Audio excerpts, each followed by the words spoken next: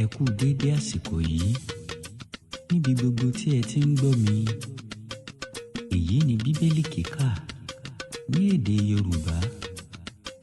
Ọmọ yín, olólùfẹ́ yín, Tìmótíù Babátúndé, ẹni Ọlọ́run ṣẹ́gun fún ló ń kí yín.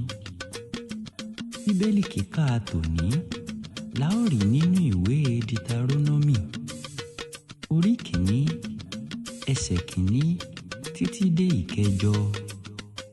Eléyìí tó kà báyìí wípé, wọ̀nyí ni àwọn ọ̀rọ̀ tí Mósè sọ fún gbogbo Ísírẹ́lì ní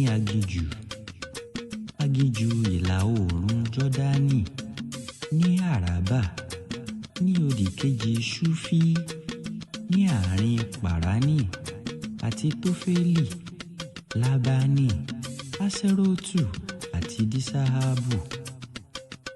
Ọjọ́ 11 ni ó gbà láti rin ìrìn àjò láti Horebu dé Kàdẹ́ṣì Bàníà bí a bá gba ọ̀nà òkè Séírì. Ní ìgbà tó pé 40 ọdún, ní ọjọ́ kìíní oṣù 11, Mósè sọ ohun gbogbo tí Ọlọ́run pàṣẹ nípa àwọn ọmọ Ísírẹ́lì fún wọn. Èyí ṣẹlẹ̀ lẹ́yìn ìgbà tí ó ti ṣẹ́gun Síónì ọba àwọn Ámórì, tí ó jẹ́ ọba ní Eṣbónì, àti Ògù ọba Báṣánì ni ó ṣẹ́gun ní Édrei. Ẹni tí ó jẹ́ ọba ní Aṣtarótù. Ní ìhà ìlà oòrùn Jọ́dánì tí ó wà nínú ilẹ̀ Móábù ni Mósè bẹ̀rẹ̀ sísọ àsọyé òfin wọ̀nyí wípé, Olúwa Ọlọ́run wa bá wa sọ̀rọ̀ ní Horébù pé, ẹ ti dúró ní orí òkè yìí pẹ́ tó.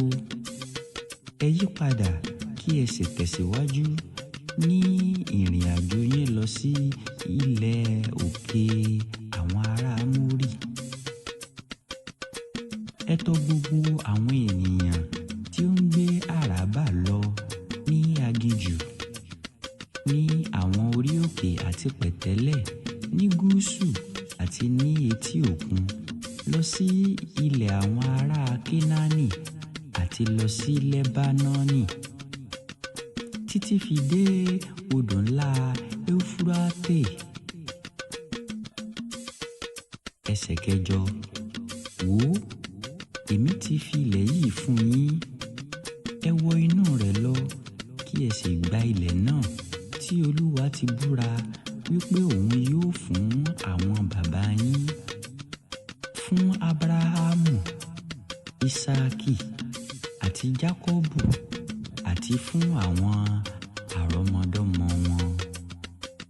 A ò ní rí jù báyìí lọ lónìí. Bí Kristi bá fa bíbọ̀ rẹ̀ sẹ́yìn, a tún pàdé láìpẹ́ lórúkọ Jésù. Àmín. Ẹ sì máa rántí pé nípa ìfẹ́ Olùgbàlà kì yóò sí nǹkan. Ó dìgbà kan náà.